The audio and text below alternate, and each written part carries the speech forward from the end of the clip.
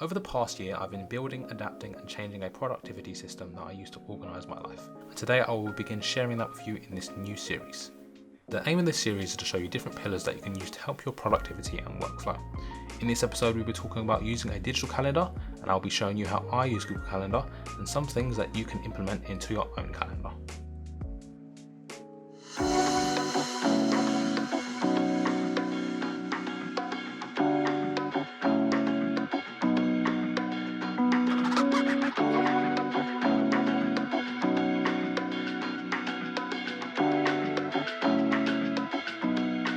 This video is going to be split up into different sections, so feel free to jump around if you want. The timestamps will be down below in the description. How I use Google Calendar. When it comes for me to using Google Calendar, I usually just put in events that I have, so when they start and when they finish. And these could be reoccurring or events that are only one-off. So like for example, a reoccurring event might be a class that I have at a certain time at a certain place, or a one-off event might be an exam or something that I have. So I'll put that on the Google Calendar. You can literally be very, very specific when it comes to using Google Calendar. But when I do use Google Calendar, I only put the events that I have coming in, like I said. So you could put you could fill out your whole day using Google Calendar. And I know quite a lot of people do that. Like Jordan Peterson, he talks about how he plans every single minute. But I don't like using that for Google Calendar or like planning that out like that. I prefer to just put the events that I have at a certain place at a certain time, and that's how I use Google Calendar. The reason I use Google Calendar like this is because I have another program that I use for my task management system called Notion. I'll be showing that in a later episode of this digital productivity series, but that's enough for that. Let's jump into why I use Google Calendar. Why I use Google Calendar. So as I say, Google Calendar is my calendar of choice, and there are many reasons that I do use it. Firstly, the really good links it has to the other Google services. So for example, Gmail, if you get an email and there's like a date and a time and a place on it, such as like if you book a trip or something, it will automatically give you an option on the right hand side to ask if you want to add this event to your calendar, which is really useful and it saves you a lot of time. I can also access Google Calendar anytime, anywhere, and it's really useful because like if I had made a change on my laptop on like the web browser on Google Calendar, if I pull up my phone, it's going to happen instantaneous and already be changed, which is really useful. And the notifications on this is great. This is like one of the main reasons I use Google Calendar, because I can notify myself either by email, which here is more for like long-term things that you've booked a longer in advance, but notifications on your phone to show what's happening when. So like for each class that I have, I had a notification 30 minutes before, so I would know, so I wouldn't have to check Google Calendar each time. Setting up your calendar and features. So I'm now going to jump into the computer and I'm going to show you what my Google Calendar looked like at the end of February / beginning of March, because right now it's not as full as it was compared to then. So I'm going to show you that now, and I'm going to show you all the different features. Okay, so we're now in Google Calendar and we can see that the 24th of February to the 2nd of March here is a week. Let's just start from the Monday. You can see that each time I wake up, lovely stuff.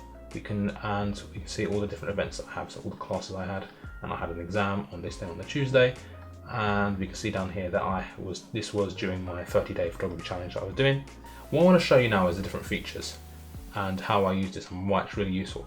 So firstly, we can see if I open up this here, we can see that I have this repeating. So if I make a new event to show you how it is, so say I had an event here, say I had history at 9 AM, technically 8:55, so I'll change that. So I say I had history at 8:55 on a Monday morning.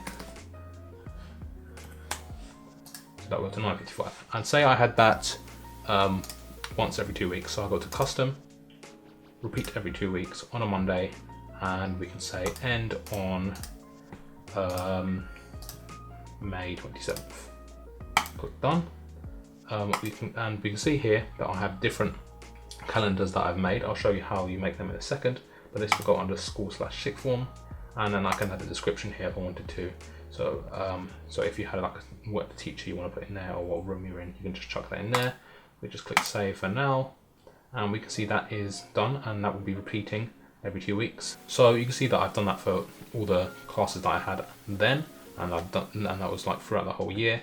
I don't put anything else on my calendar to do, as I said, because I use something else, my task management system. So now I want to show you the different my calendars features, so you can organize and color code all the different like parts of your life. So You can see here, this is general, so this is just different things that might happen in my life, and nothing really goes much in here because it's just general. So I'd rather to put stuff more specifically. So here, you can see content/brand, so that's like my YouTube and Instagram. And this was when I was doing my photography challenge, as I said. So say I was planning to do a video on the Wednesday and I want to record that at 8 to 9:30, I would write there, record YouTube video, and I would know to see my task management system and my to-do list to do that. We would go there and we would general, we would switch that to content/brand, for example. So we can see here I have exams, so I had one exam that day, and school/sixth form, so I can turn that off and on. So that's Google Calendar. If you want to make a new one, you just click the, you go to settings, add calendar, create new calendar for YouTube video, because that's obviously a calendar. Click create calendar, that's done. We go back and we see calendar for YouTube video, and we're going to change to the color to some sort of blue. There are lots of other features. Let me just show you some. Description, as I said, say I'd write see Todoist, so I have my list of things that are doing there. See Notion for my script, or a list of B-roll to film.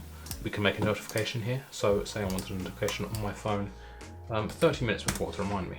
That is basically Google Calendar in a nutshell. There is lots of content out on YouTube on Google Calendar.